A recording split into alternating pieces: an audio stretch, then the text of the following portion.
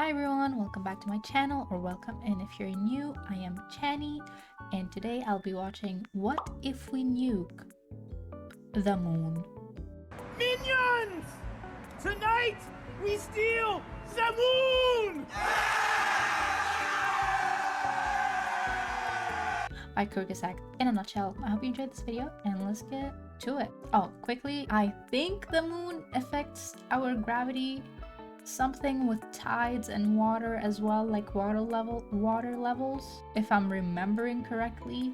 Correct me if I'm wrong, but that's just kind of the facts I have in my head right now, like off the top of my head, that gravity could get affected, water rising levels or water levels in general will be affected. So those are like the main two things in mind when it comes to the moon affecting our planet, basically. So yeah, let's see what happens if we actually nuke it. What would happen if we were to detonate a very, very powerful nuclear weapon on the moon? I don't Would think the that's a good explosion idea. knock its orbit Let's not do towards that. Earth, causing tidal waves and misery? Could the moon be destroyed, showering the Earth in a rain of meteoric death? And that would probably also happen.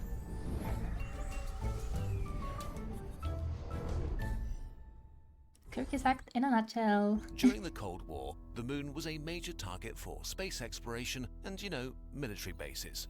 So the US Air military Force commissioned bases? a serious study into the effects of Wait, why was it a place for military bases? Like just for like exploration? Or something else? a nuclear detonation on the surface of the moon. But just quoting stuff is boring, so let's conduct a very important scientific experiment with an imaginary 100 megaton thermonuclear warhead about twice as powerful as the most powerful bomb ever detonated. We'll also place a number of curious astronauts around the moon as observers. Let's push the button and slow down time. For the first few milliseconds, nothing much happens outside our weapon. Meanwhile, inside, high explosives send a shockwave to a radioactive metal core, compressing it so much that it reaches criticality and starts a nuclear fission chain reaction. The 100 million degree plasma created in this first stage sets off the second stage with atomic nuclei fusing like they do in the core of a star.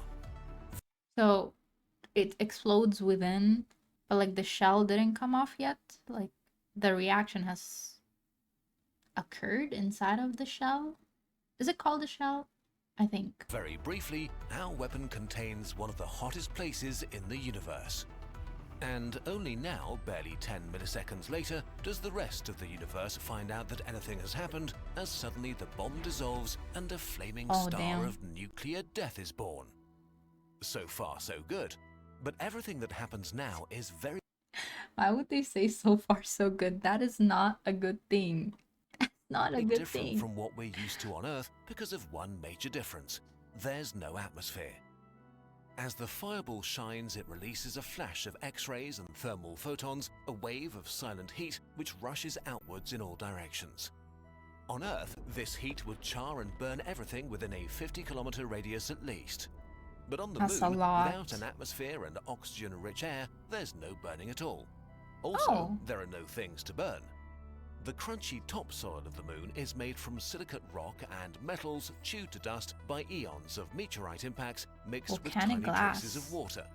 When heated by the explosion, X-rays from the fireball vaporize a thin cloud of rock from the lunar surface, while the unlucky dust that's inside the fireball melts into glass.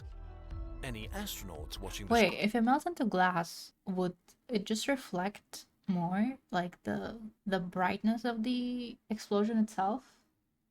I don't know if that's a silly idea. I don't know. I'm trying to like wrap my head around it here. Okay, so the layer of water evaporates or whatnot, and then whatever is left, the dust turns into glass. And I'm like, okay, glass is reflective. I don't know. Maybe my train of thought is not correct here, but so within about 50 kilometers can expect to be fried. And now we begin to see one of the biggest differences between explosions. Wait, is this thing character in the moon or on a different planet? Kind of looks like the moon, but it's yellow. Maybe from the explosion, most likely. Okay, let me go back because I'm a bit lost. I'm not gonna lie, I'm a bit lost. Let's go back. Of rock from the lunar surface, while the unlucky dust that's inside the fireball melts into glass. Any astronauts watching the show within about 50 kilometers can Okay, expect so they're to be still on the moon. fried. Okay, okay. And now we begin to see one of the biggest differences Not the between deep fried explosions chicken. in space and on Earth. On Earth, the atmosphere fights back against the plasma bubble. Its expansion Wait, it fights is back? violent.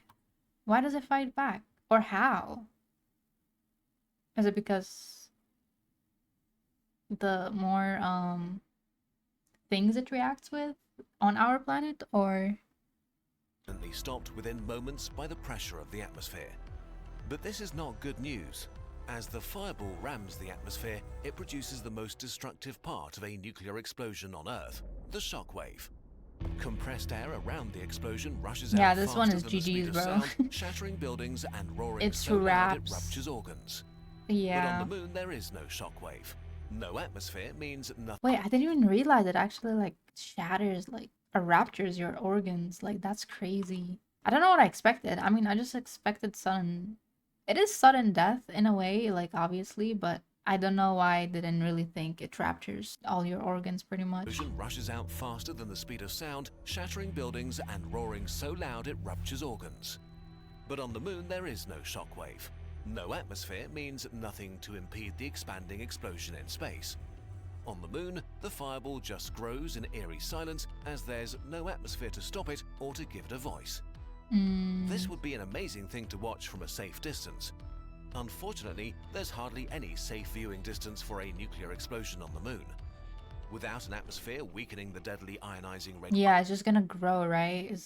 There's nothing really quote unquote stopping it, for lack of a better word. Radiation that can scramble DNA, anyone close enough to get a good look will be exposed to fatal amounts of radiation. But of course, that's not all. While all of this happens, the explosion hammers against the moon, transferring about 1/10 of the explosion energy into seismic waves, powering an intense moonquake. The moon is much smaller than the Earth, and our astronauts will feel an... Speaking about seismic waves, is that how you say seismic? There was one that happened in Greenland between like the icebergs. The waves kept like being suppressed between two icebergs or something like that, and it caused like the whole planet to vibrate for like a few days straight, according to scientists.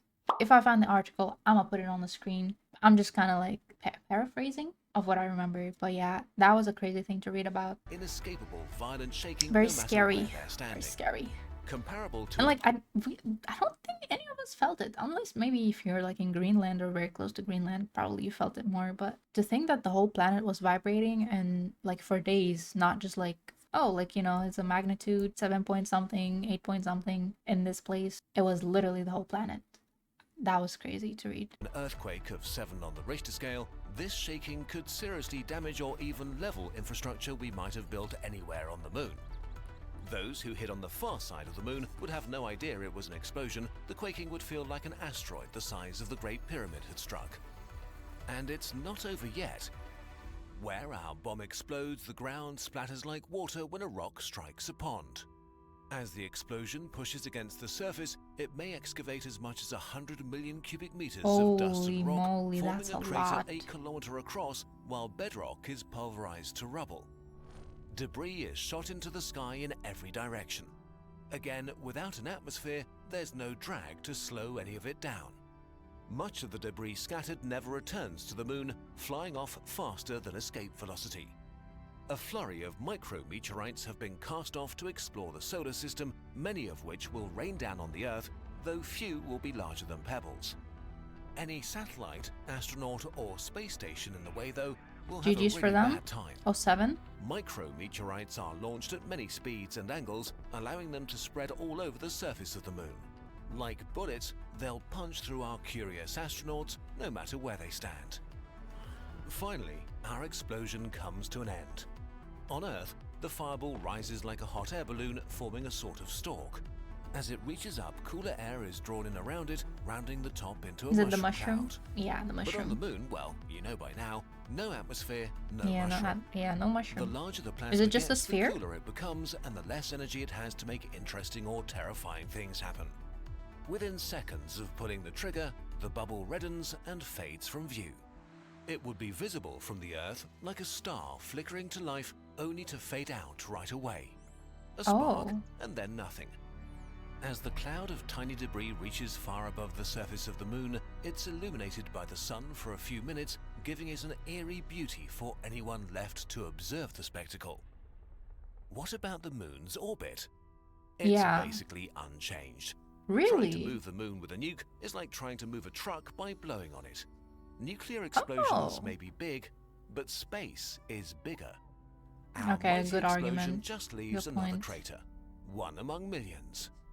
Still, anyone on the moon will continue to not enjoy themselves. The material that ends up raining back to the moon is radioactive, and without any natural processes to wash it away or bury it, the surface of the moon will remain contaminated. Although fortunately the worst of the radiation will have decayed to a level comparable to natural levels from cosmic rays in about a year. In Okay, just a conclusion, year. we can say with confidence that while the moon itself does not care about being nuked, and will barely notice, using the moon as a nuclear test ground kind of ruins it for everyone trying to spend some time there or to build something useful. So maybe we should just not do that. it. Yeah, let's not do that. Leave the moon alone. That.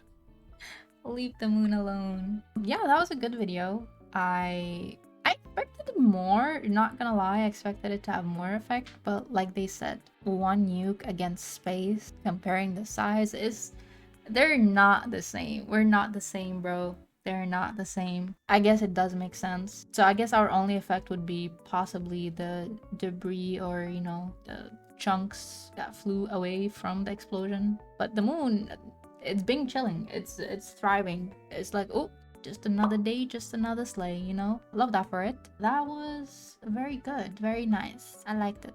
Very short, very concise. Like I said, I expected more, but you know what? As long as the moon is safe, as long as we're safe, I'll take it. If you guys enjoyed this video, make sure you like, comment, and subscribe, and I'll see you on the next one. Bye!